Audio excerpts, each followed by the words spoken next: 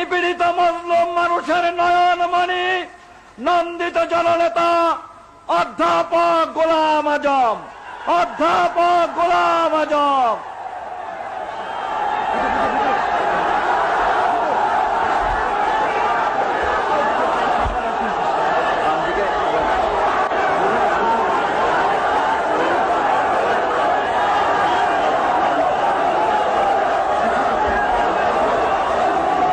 আলহামদুলিল্লাহ রাব্বিল আলামিন, আলহামদুলিল্লাহ রাব্বিল আলামিন, ওয়াসসালাতু ওয়াসসালামু আলা সাইয়্যিদিল মুরসালিন ওয়া আলা আলিহি ওয়া আসহাবিহি আজমাইন। এই শুকরিয়া দিবস উপলক্ষে আয়োজিত এই মহাসমাবেশের সভাপতি, ইসলামী আন্দোলনের নেতৃবৃন্দ আর আমার প্রিয় সংগ্রামী দেশবাসী, আসসালামু আলাইকুম ওয়া রাহমাতুল্লাহ।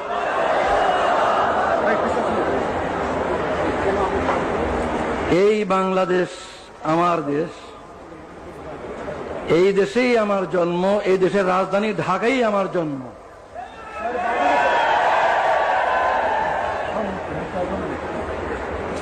জন্মগত নাগরিকত্ব আল্লাহর দান। কে কোথায় জন্ম নেবে এটা ফয়সালা তিনি করেন।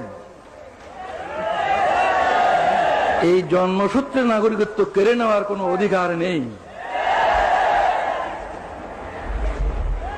তবু কেড়ে নেওয়া হয়েছিল। আজ আমার কোনো দুঃখ নাই, আমার কোনো দুঃখ নাই। আল্লাহ তাআলা সম্মানের সঙ্গে আমার দেশের সর্বোচ্চ আদালতের মাধ্যমে আমার নাগরিকত্ব ফিরিয়ে দিয়েছেন, আলহামদুলিল্লাহ। নাগরিকত্ব হচ্ছে সকল অধিকারের ভিত্তি। যদি নাগরিকত্বই স্বীকৃত না হয় তাহলে আর কোনো অধিকারই স্বীকৃত হয় না। যেহেতু সরকার আমার নাগরিকত্ব স্বীকার করেনি এতদিন পর্যন্ত, এই কারণে রাজনৈতিক অধিকারও আমার ছিল না। সরকারের নিকট রাজনৈতিক অধিকার স্বীকৃত ছিল না, আর বাকি অধিকার তো প্রশ্নই ওঠে না। আলহামদুলিল্লাহ, আজ আমি আপনাদের মতো একজন নাগরিক, এই দেশের 12 কোটি মানুষের মতোই আমি একজন জন্মসূত্রে নাগরিক।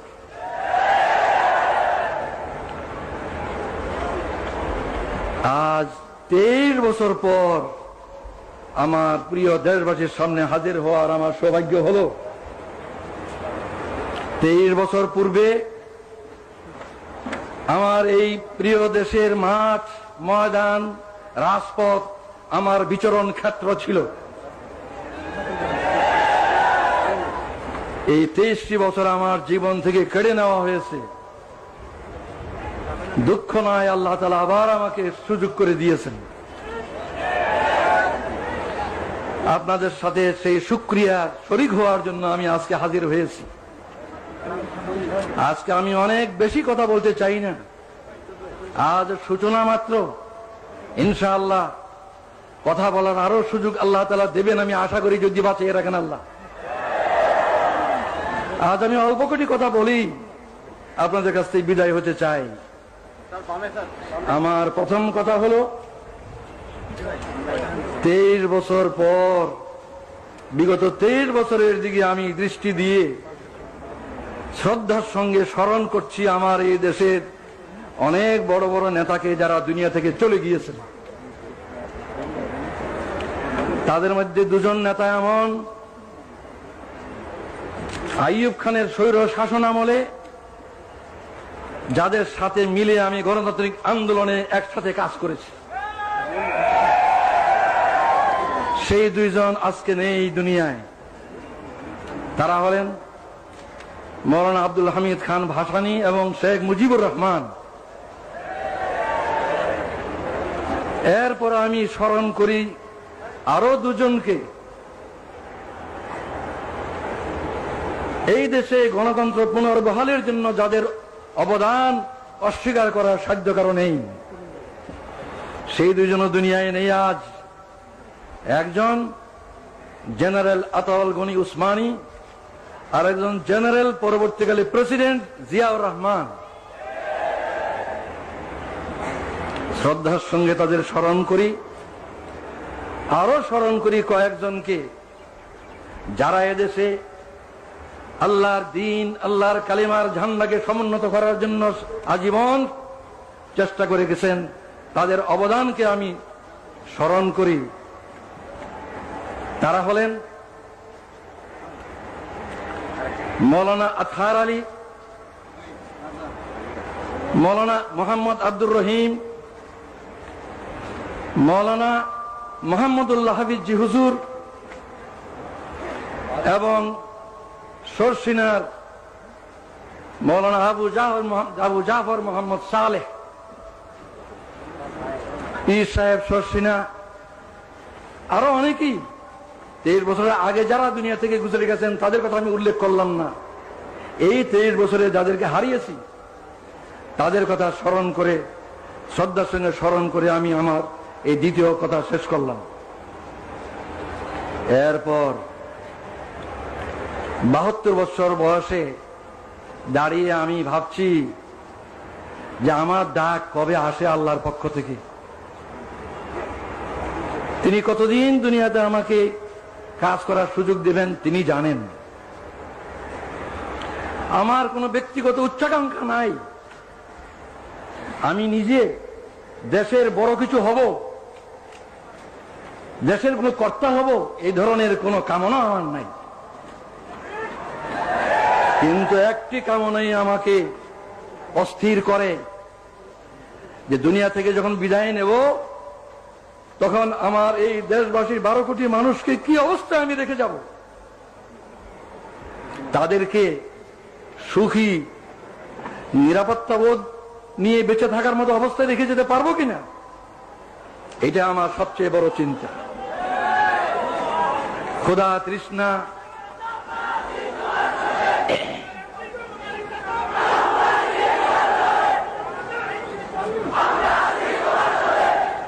আমার এই সাধনা, এই চিন্তা কিভাবে এই দেশের স্বাধীনতা সার্বভৌমত্বকে হেফাজত করা যাবে আর কিভাবে এই দেশের জনগণকে সুখী করা যাবে। ভাত, কাপড়, বাসস্থান, চিকিৎসা, শিক্ষা, স্বাস্থ্য এগুলোর কারণে মানুষ কষ্ট পাবে না এমন অবস্থায় যদি রেখে যেতে না পারি, যাবার সময় যদি তাদেরকে সুখ শান্তিময় অবস্থায় দেখে যেতে না পারি, তাহলে এই জীবনের সার্থকতা কি? এটি আমার একমাত্র ধান্দা। এই কথাটা চিন্তা করা সহজ, কাজটি সবচেয়ে কঠিন। কিভাবে আমাদের এই দেশের লোক এই দুর্নাম থেকে মুক্তি পাবে যে এই দেশ নাকি গরিব এবং ভিক্ষুকের দেশ, সারা দুনিয়ায় এই বদনামের বোঝা আমরা বয়ে বেড়াচ্ছি। এই দেশের লোকের উন্নতি হোক, এই দেশের লোকের এই বদনাম ঘুচুক, এটি আমার সবচেয়ে বড় সাধনা, সবচেয়ে বড় কামনা। এই বিরাট কাজটি এমনি এমনি হবে না, কোন এক দলের পক্ষে সম্ভব হবে না, কোন দলীয় সরকার একলা পারবে না, অনেক সমস্যা।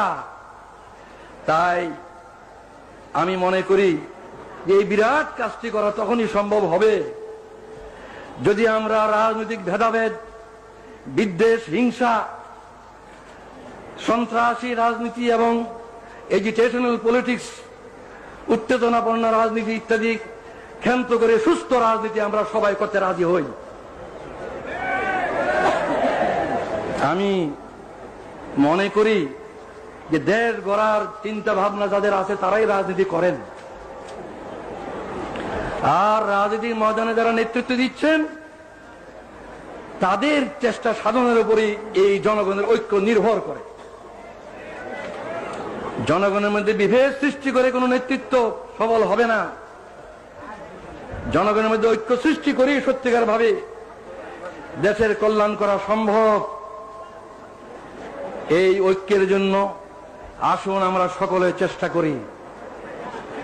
অতীতের বহু উত্থান পতন হয়েছে, রাজনীতির অঙ্গনে বহুত উত্থান পতন হয়েছে। আসুন আমরা ওইসব অতীতের দুঃখের কথাগুলি ভুলে যাই। আমরা যারা রাজনীতি ময়দানে আছি, আসুন একসাথে বসি, ভাব বিনিময় করি। দেশের সমস্যা অজানা নয়, সবারই কাছে আমাদের জানা। আসল কথা সমাধানের পথ কি, কিভাবে সমাধান করব, এই সমাধানের জন্য আসুন একসাথে বসি, একসাথে চিন্তা করি, মতের বিনিময় করি। আমরা ঐক্যবদ্ধভাবে চেষ্টা করা ছাড়া এই বিরাট কাজ কিছুটি সম্ভব নয় বলে আমি বিশ্বাস করি। আমি দেশবাসীর সকলের কাছে এই কামনা করি যে আপনারাও দোয়া করেন। আমি এই চেষ্টাই করতে চাই, প্রতিটি রাজনৈতিক নেতার দুয়ারে দুয়ারে আমি যেতে চাই, প্রতি নেতার কাছে আমি ধর্ম দিতে চাই। আসুন আমরা দেশকে গড়ি একসাথে মিলে। এই ঐক্য ছাড়া এই দলীয় কর্তৃত্ব, নেতৃত্ব, এগুলি নিয়ে আমরা ঝগড়া করতে পারবো, কিন্তু দেশ গড়তে পারবো না। এগুলি নিয়ে আমরা মারামারি কাটাকাটি করতে পারবো, কিন্তু জনগণকে সুখ শান্তি দিতে পারবো না। আমি আর বেশি কথা বলতে চাই না। এখানে একটা গুরুত্বপূর্ণ কথা আমি বলতে চাই, সেটা হচ্ছে রাজনীতির ময়দানে যারা কাজ করেন, বিভিন্ন দলের মধ্যে মতের পার্থক্য থাকা খুবই স্বাভাবিক, এবং এই পার্থক্যের কারণে রাজনৈতিক সিদ্ধান্ত ভিন্ন ভিন্ন হয়। বিভিন্ন দলের বিভিন্ন রকম রাজনৈতিক সিদ্ধান্ত হয়, এবং এক দলের সিদ্ধান্ত আরেক দলের নিকট গ্রহণযোগ্য হয় না। এটা হয়েই থাকে, এটা স্বাভাবিক। এই কারণে আমাদের মধ্যে যে দূরত্ব পারস্পরিক, এই দূরত্ব দূর করতে হবে। আর দূর করার পথ এটাই যে অতীতকে ভুলে যাওয়া। আমার বিরুদ্ধে যারা ব্যাপক অপপ্রচার করেছেন বহু বছর থেকে, আমি তাদের অপপ্রচারকে কিছুই মনে করি না। তাদের বিরুদ্ধে আমার কোনো বিদ্বেষ নাই, আমি তাদের বিরুদ্ধে কোনো অভিযোগ করব না। তাদেরকে আমি অনুরোধ করব, আসুন আমরা একসাথে মিলে দেশ গড়ার চেষ্টা করি। আমারও যদি কোনো ভুল হয়ে থাকে, ইচ্ছাকৃতভাবে দেশের এবং জনগণের ক্ষতির কোনো চেষ্টা আল্লাহর রহমতে আমি কোনোদিন করিনি। যা ভালো বুঝেছি দেশের জন্য, জনগণের কল্যাণের জন্য করেছি। এরপরেও মানুষের ভুল হয়, ভুল হতে পারে। কেউ আমার কোনো কাজকে ভুল মনে করতে পারেন, তার জন্য তাদেরকে আমি দোষী বলবো না। নবী ছাড়া কে দোষী নয়, দোষ কম বেশি সবারই আছে।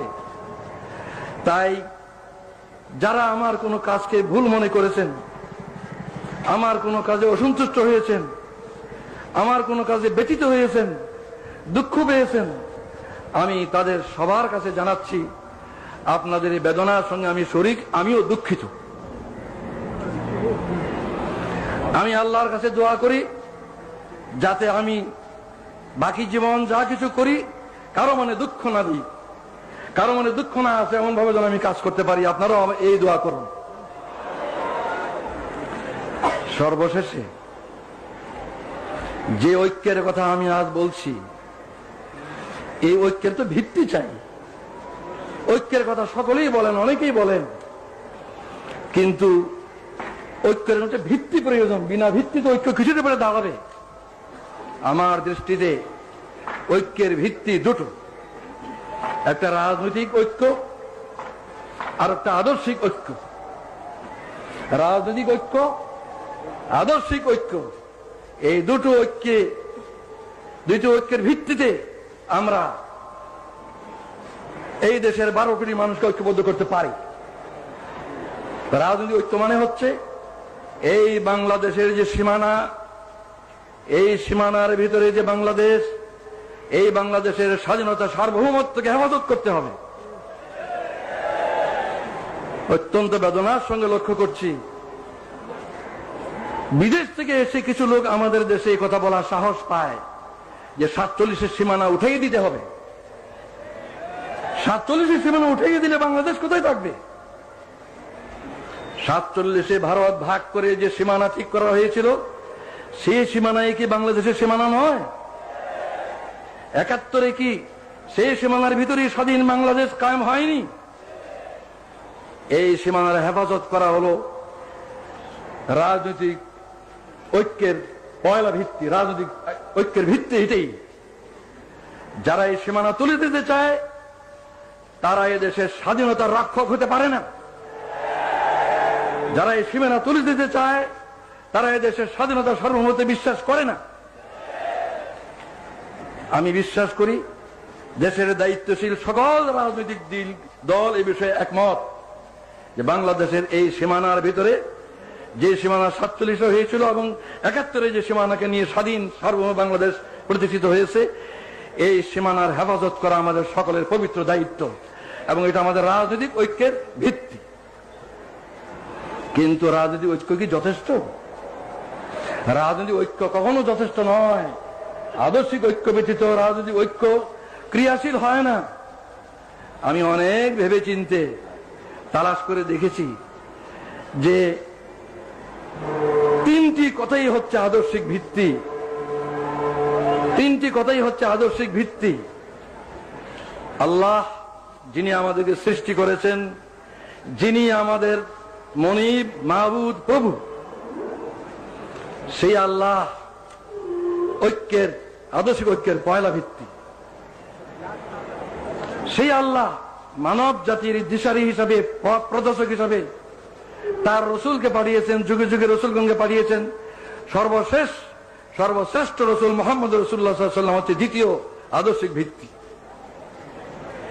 তৃতীয় আদর্শিক ভিত্তি হচ্ছে আল কোরআন, যা মানব জাতির জীবন বিধান আল্লাহর পক্ষ থেকে রসুলের মাধ্যমে এসেছে। এই আল্লাহর রসুল এবং আল্লাহর কোরআন এর কোনটাই জামাত ইসলামীর দলীয় সম্পদ নয়। এই তিনটার কোনটাই কোন দেশের কোন দলের তাদের নিজস্ব সম্পদ নয়। এই সম্পদের ভিত্তিতে আমাদের মধ্যে ঐক্য না হওয়ার আমি কোনো কারণ দেখি না। আমি অত্যন্ত আনন্দ বোধ করি যে আমাদের দেশে প্রধান প্রধান দলগুলির নেতৃবৃন্দ তারা মুসলিম। আমাদের দেশের প্রধান প্রধান দলগুলির নেতৃবৃন্দ মুসলিম। তারা নামাজ পড়েন, হজ করেন, কোরআনকে তারা অস্বীকার করতে পারেন না। নামাজ, রোজা, হজ এগুলি কোরআনেই আছে, তারা এগুলি করেন। সুতরাং আমি কি করে মনে করবো তারা কোরআনকে পছন্দ করেন না? নিশ্চয়ই তারা কোরআনকে বিশ্বাস করেন। তাই আমি এই আকুল আবেদন জানাই, রাজনৈতিক ঐক্যের ভিত্তি বাংলাদেশের সার্বভৌমত্ব এবং স্বাধীনতাকে রক্ষা, আর আদর্শিক ভিত্তি হচ্ছে আল্লাহর প্রতি দৃঢ় বিশ্বাস এবং আস্থা, যেটা আমাদের বাংলাদেশের শাসনতন্ত্রে আছে। দ্বিতীয় মুহাম্মদ রাসূলুল্লাহ সাল্লাল্লাহু আলাইহি ওয়াসাল্লামের নেতৃত্ব, তৃতীয় কোরআনের বিধান। এই ঐক্যের ভিত্তিকে যদি আমরা গ্রহণ করি, কাল থেকে আমরা দেশ গড়ার কাজ শুরু করতে পারি। আমি বিদায়ের আগে জনাব আব্বাস আলী খান সাহেব, যিনি এতদিন ভারপ্রাপ্ত আমির হিসাবে এই ভার বহন করেছেন, তিনি আমার চেয়ে 7 বছরেরও বয়সে বেশি। আমি 72 আর উনি 79। এই বয়সে উনি যে বিরাট দায়িত্ব পালন করেছেন, আমার কাঁধের বোঝা তার কাঁধে নিয়ে যে দায়িত্ব পালন করেছেন, সেজন্য এই সক্ষমতার জন্য আমি আল্লাহর শুকরিয়া জানাই। আমি তাকে মুরব্বী মনে করি বয়সের দিক দিয়ে। আমি তাকে অনুরোধ জানাই যে তিনি আমার জন্য দোয়া করবেন, যেন আমার বাকি জীবন এই দেশের কল্যাণের জন্য, এই দেশের জনগণের সমৃদ্ধি উন্নতির জন্য, সুখ শান্তির জন্য ঠিক মতো কাজ করতে পারি। আর জাতীয় ঐক্য সৃষ্টির জন্য যে আমি নিয়ত করেছি, সেই নিয়ত যেন আল্লাহ তাআলা আমার পুরা করেন। এই দোয়া করার আবেদন জানিয়ে আমি বিদায় নিচ্ছি এই বলে, আল্লাহু আকবার, বাংলাদেশ জিন্দাবাদ, জামাতে ইসলামী জিন্দাবাদ, খোদা হাফেজ। আসসালামু আলাইকুম রহমতুল্লাহ।